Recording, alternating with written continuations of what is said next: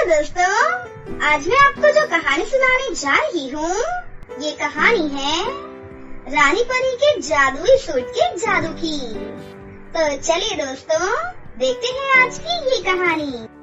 पारुल एक courier company में काम करके अपनी बहन की पढ़ाई का खर्चा उठाती थी। कुरियर सर्विस की मालकिन शर्मिला बहुत ही लालची और मतलबी औरत थी। वो पारुल से ज्यादा काम कराकर उससे बहुत कम पैसे देती थी। मैडम, आपके यहाँ काम करते हुए मुझे कई महीने बीत चुके हैं, लेकिन अभी तक आपने मेरी तनख्वाह नहीं बढ़ाई है। अरे, तुम तो बहुत ही लालची लड़की हो। हर वक्त सिर्फ पैसों के बारे में ही सोचती रहती हो। देखो, मैं तुम्हारी तनख्वाह नहीं बढ़ा सकती।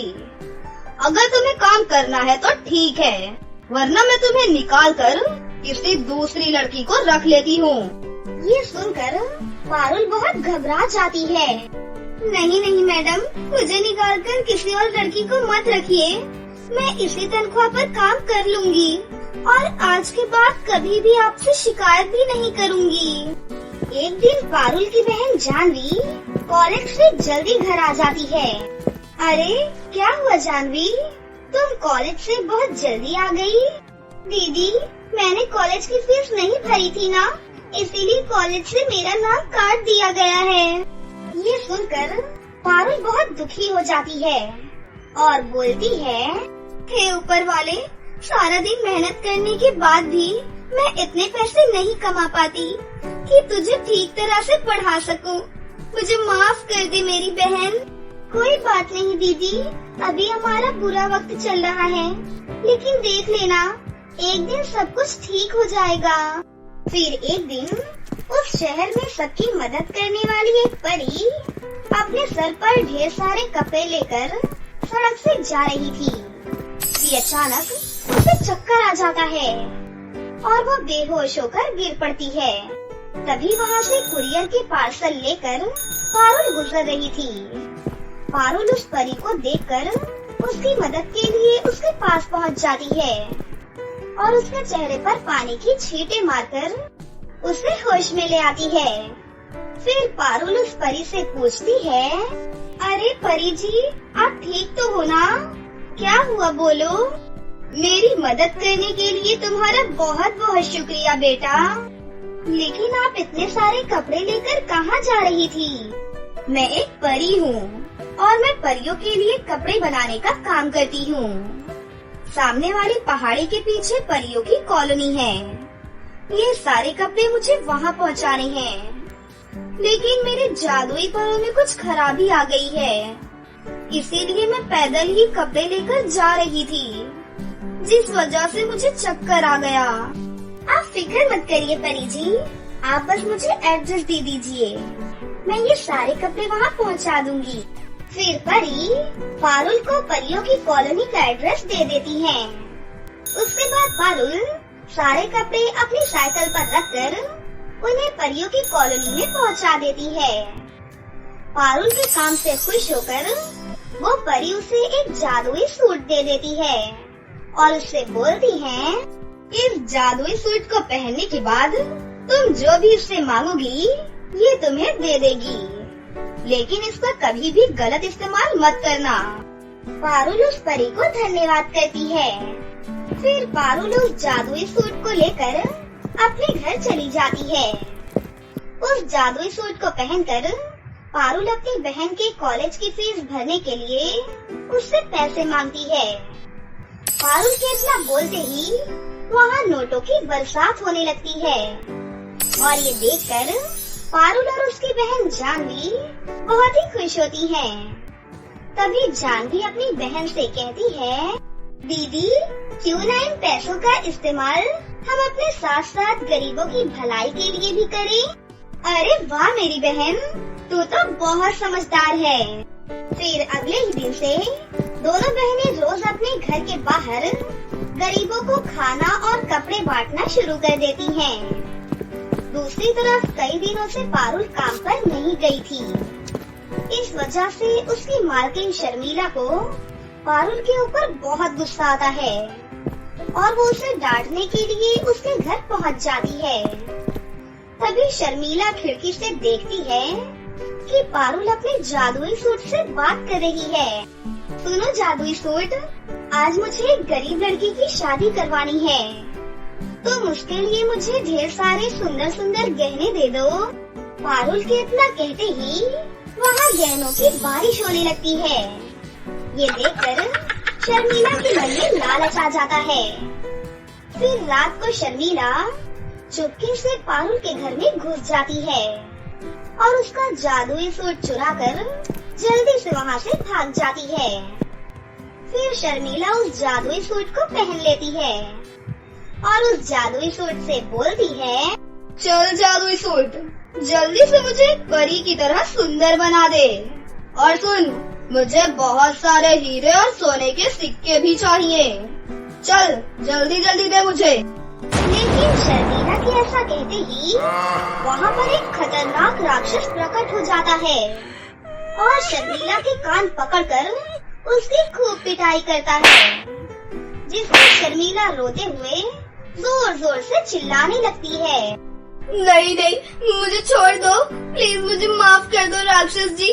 अब मैं इसके बाद दोबारा कभी भी चोरी नहीं करूँगी, मुझे छोड़ दो प्लीज। शर्मिला की पिटाई करने के बाद वो राक्षस वहाँ से चला जाता है। उसके बाद वो जादुई सूट भी वहाँ से गायब होकर पारुल के पास वापस पहुँच जाता है। इस तरह सब कुछ ठीक हो जाता है और शर्मिला को उसके किए की सजा मिल जाती है और वो दोनों बहनें हंसी खुशी उस जादुई सूट के साथ रहने लगती हैं। करोड़ों साल पहले की बात है। परीलोक की दुनिया में सिंड्रेला नाम की एक परी रहती थी। वो बहुत ही खूबसूरत थी। उसकी नीली नीली झील जैसी आँखें, गुलाब की पंखुड़ियों की तरह लाल होंठ और काली घटा के जैसे बाल थे। लेकिन वो स्वभाव से बहुत घमंडी थी। इतना ही नहीं, सिंड्रेला परी को छोटे बच्चे बिल्कुल भी पसंद नहीं थे। जब कोई भी बच्चा उसके पास आता तो वो उस बच्चे को डांटकर दूर भगा दिया करती थी। कई दिनों तक परीलोक में रहते रहते सिंड्रेला परी काफी ऊब चुकी थी।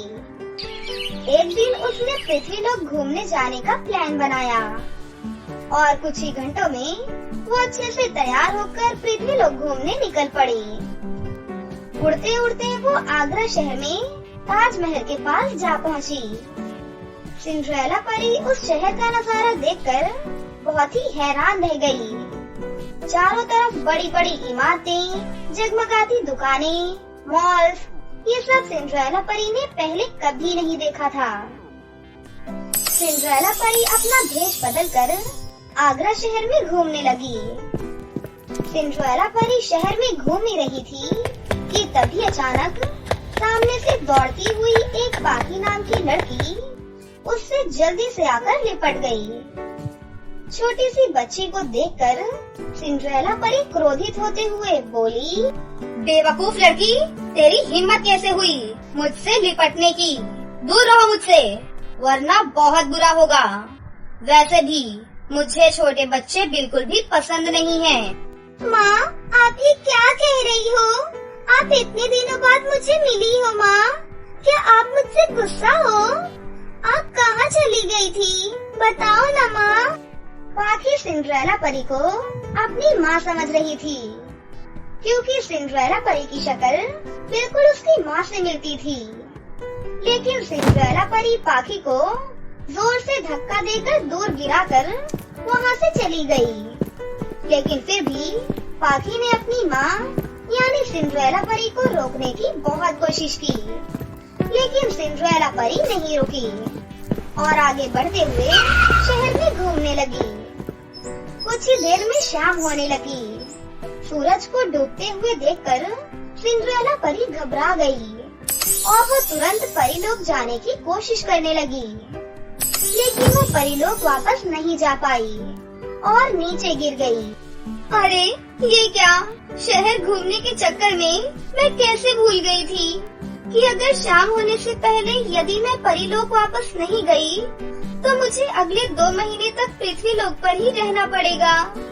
हे ऊपर वाले, अब मैं क्या करूं? परीलोक वापस कैसे जाऊं? अब 2 महीने मैं इस पृथ्वी लोक पर अकेले कैसे गुजारूंगी? मैं कहाँ रहूंगी और क्या खाऊंगी? इतना कहकर सिंड्रेला परी रोने लगी। कुछ घंटों बाद सिंड्रेला परी को बहुत जोरों की भूख लगने लगी। वो कई लोगों से खाना मांगने लगी, लेकिन किसी ने भी सिंड्रेला परी को खाने के लिए कुछ नहीं दिया। सिंड्रेला परी रोते हुए एक पेड़ के नीचे जाकर बैठ गई। तभी पाखी अपने पिता अभिनव के साथ वहाँ पहुँच गई और फिर वो अपने पिता अभिनव से बोलती है, पापा पापा, वो देखो माँ, मैंने पहले भी माँ को देखा था, लेकिन वो तो मुझे पहचान ही नहीं रही।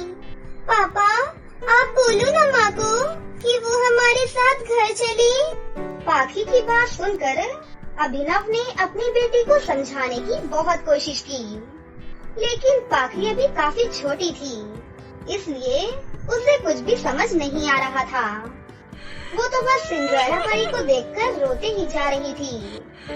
अपनी बेटी को रोता देखकर अभिनव से रहा नहीं गया और वो सिंड्रेला परी के पास गया और उससे बोला, सुनिए, मैं आपसे कुछ कहना चाहता हूँ। मेरी बेटी आपको अपनी माँ समझ रही है, क्योंकि आपकी शक्ल हूबहू पाखी की माँ से मिलती है। पर सच तो ये है कि पाखी की माँ अब इस दुनिया में नहीं है। हमारी शादी के 2 साल बाद ही उसकी एक सड़क दुर्घटना में मृत्यु हो गई। इसीलिए अपनी बेटी की खातिर मैं आपसे एक विनती करना चाहता हूँ कि आप कुछ दिनों के लिए पाखी की माँ बनकर हमारे घर रहें। प्लीज, बदले में आपको जो भी चाहिए मैं आपको दे दूंगा। अभिनव की बात सुनकर सिंड्रेला परी मन ही मन सोचने लगी, वैसे आइडिया बुरा भी नहीं है, क्योंकि मैं 2 महीने कहाँ रहूंगी और क्या खाऊंगी। क्यों ना मैं पाखी की माँ बनकर 2 महीने इनके घर पर रहूं। आखिर 2 महीने की ही तो बात है। फिर सिंड्रेला परी पाखी और अभिनव के साथ उनके घर पर रहने के लिए चली गई। ऐसे ही देखते देखते दिन बीतने लगे। वहाँ पाखी का उसके प्रति इतना प्रेम और लगाव देखकर सिंड्रेला परी का दिल धीरे धीरे पिघलने लगा और वो भी पाखी को प्यार करने लगी। अब सिंड्रेला परी को बच्चों के प्रति नफरत भरा व्यवहार बिल्कुल ही बदल गया। फिर एक दिन सिंड्रेला परी पाखी को अपने पास बुलाकर बोलती है, पाखी बेटा, मुझे माफ कर दो। जब तुम मुझे पहली बार मिली थी तो मैंने तुम्हारे साथ बहुत ही गलत व्यवहार किया था, लेकिन पाखी, तुम्हारी मोहब्बत और प्यार देखकर मेरा बच्चों के प्रति नफरत करने का नजरिया बिल्कुल ही बदल गया। मेरी बच्ची, मुझे माफ कर दो। मैं तुमसे एक वादा करती हूँ कि आज के बाद मैं तुम्हें कभी भी छोड़कर नहीं जाऊंगी। सच में माँ? क्या आप सच बोल रही हो? आई लव यू मम्मा। ऐसा बोलते ही पाखी सिंड्रेला परी के गले लग गई। उस दिन के बाद से सिंड्रेला परी पाखी की माँ बनकर उसके साथ रहने लगी। ऐसे ही समय बीतने लगे और अभिनव और सिंड्रेला परी एक दूसरे से बहुत प्यार करने लगे और फिर उन्होंने शादी करने का फैसला किया। और कुछ दिनों बाद उन दोनों की धूमधाम से शादी हो गई। फिर कुछ दिन बीत गए और सिंड्रेला परी गर्भवती हो जाती है। ये बात सुनकर अभिनव बहुत ही खुश होता है। फिर 9 महीने बीतने के बाद सिंड्रेला परी एक बहुत ही प्यारे से बच्चे को जन्म देती है, लेकिन उसके बाद भी वो उन दोनों बच्चों में कोई भी भेदभाव नहीं करती और परी लोग छोड़कर अपने पति और बच्चों के साथ हंसी खुशी अपनी जिंदगी जीने लगती है। एक गांव में उर्मिला नाम की एक औरत अपनी बेटी सोनिया के साथ रहती थी। उर्मिला बहुत ज्यादा गरीब थी और वो अपनी बेटी की परवरिश बहुत ही मुश्किल से कर पाती थी। एक बार की बात है, उर्मिला कुएं से पानी भरने जाती है। कुएं के पास 2 औरतें उर्मिला को देखकर आपस में कहती हैं, अरे ये तो वही गरीब औरत है ना जो टूटी फूटी झोपड़ी में रहती है। हाँ हाँ, तुम बिल्कुल ठीक कह रही हो बहन, गरीब कहीं की। ये सब सुनकर उर्मिला को बहुत गुस्सा आता है, लेकिन वो उन दोनों से कुछ नहीं कहती और वो वहाँ से पानी लेकर अपने घर वापस आ जाती है और पानी रख देती है। तभी सोनिया अपनी माँ के पास आती है और उनसे कहती है, माँ आप पानी ले आई तो मैं खाना बना लूँ? हाँ बेटी, मैं पानी ले आई हूँ, तुम खाना बना लो। जब तक मैं बाहर कुछ काम ढूंढ कर आती हूँ, क्या पता कुछ काम मिल जाए, और घर में राशन भी खत्म होने वाला है। इसके बाद उर्मिला काम ढूंढने के लिए निकल जाती है और इधर सोनिया घर पर खाना बनाने लग जाती है। वहीं दूसरी तरफ उर्मिला काम ढूंढने की बहुत कोशिश करती है, लेकिन उसको कहीं भी काम नहीं मिलता। हे भगवान, अब मैं क्या करूँ? मुझे तो किसी ने भी काम पर नहीं रखा, और अगर काम नहीं मिला तो हमारे घर का राशन कैसे आएगा, और मैं अपनी बेटी को क्या खिलाऊंगी? मेरे पास तो बिल्कुल भी पैसे नहीं है। इतना सोचकर उर्मिला घर वापस आ जाती है। उर्मिला के घर पर पहुंचने के बाद सोनिया उर्मिला से कहती है, माँ मैंने खाना बना दिया है, आपके लिए खाना लगा दूँ? नहीं, मेरा मन नहीं है, तुम खा लो बेटा, मुझे भूख नहीं लगी है। उर्मिला के इतना कहने के बाद सोनिया खाना खा लेती है और उर्मिला की गोद में सो जाती है। धीरे धीरे रात गहरी हो जाती है, लेकिन उर्मिला को अभी भी नींद नहीं आ रही थी और काम ना होने की वजह से भी वो बहुत ज्यादा दुखी थी। उर्मिला भगवान से प्रार्थना करते हुए कहती है, हे भगवान, मुझे कोई तो काम दिलवा दो। मुझे काम नहीं मिला तो मेरा घर कैसे चलेगा? मुझे कुछ भी समझ में नहीं आ रहा है। और थोड़ी ही देर बाद सुबह हो जाती है। अगले दिन उर्मिला काम की तलाश में निकल पड़ती है, लेकिन आज भी उसे कहीं भी काम नहीं मिला। इस बात से उर्मिला और भी ज्यादा दुखी हो जाती है और मन ही मन कहती है, आज अगर मैं पैसे लेकर घर नहीं जा पाई तो मेरी बेटी भूखी रह जाएगी, और तो और वो अभी बहुत छोटी है, भूखी भी नहीं रह सकती। मुझे कुछ न कुछ करना ही होगा। थोड़ी देर बाद उर्मिला एक तरकीब सोचती है, क्यों ना आज मैं भीख मांग लूं, शायद कुछ पैसे मिल जाएं। ऐसा सोचकर उर्मिला भीख मांगने के लिए निकल पड़ती है। चलते चलते उर्मिला एक बड़े से घर के सामने पहुंचती है। उर्मिला उस घर का दरवाजा खटखटाती है और घर से एक औरत निकलकर बाहर आती है।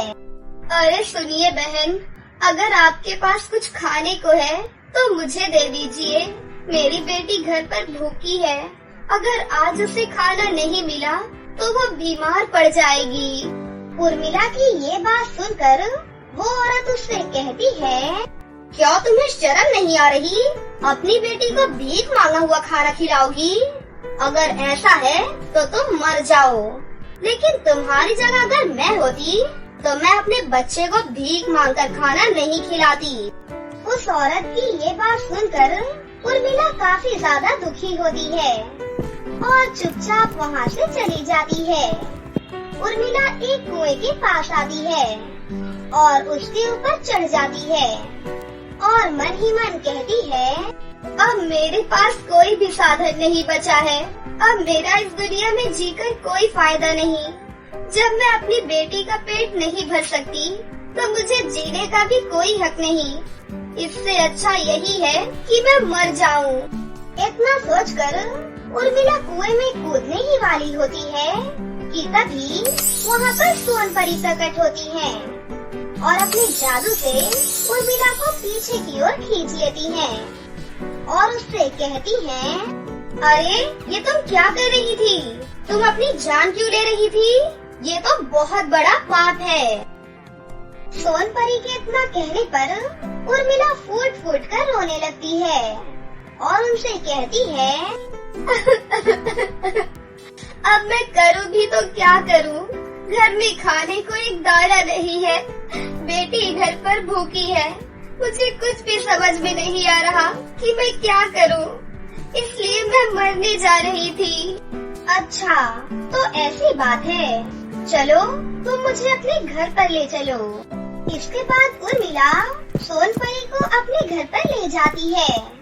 सोनपरी उर्मिला के घर को देखकर बहुत ही दुखी होती है, क्योंकि उर्मिला का घर बहुत ही टूटा फूटा था। तुम चिंता मत करो, तुम दोनों मेरे साथ चलो। इसके बाद सोनपरी अपने जादू से सोनिया और उर्मिला को परी लोक ले आती है और अपने जादू से उन दोनों को एक जादुई गाउन और एक जादुई पर्स देती है और उनसे कहती है, सुनो उर्मिला, ये 2 जादुई गाउन और पर्स हैं। इस जादुई गाउन से तुम जो भी मांगोगी तुम्हें वो मिलेगा, और दूसरी तरफ इस जादुई पर्स की मदद से तुम इसके अंदर रह सकती हो। क्या सच में परी जी? हाँ, बिल्कुल। परी जी, आपका बहुत बहुत शुक्रिया। आपने हमारी बहुत मदद की है आज। इसके बाद उर्मिला और सोनिया पृथ्वीलोक वापस लौट आती हैं।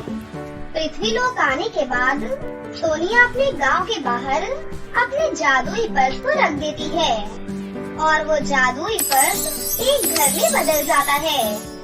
फिर जादुई गाउन वो दोनों अपने साथ उस घर में लेकर आ जाती हैं और जादुई गाउन से कहती हैं, हे जादुई गाउन, हमें बहुत सारा खाना दे दो।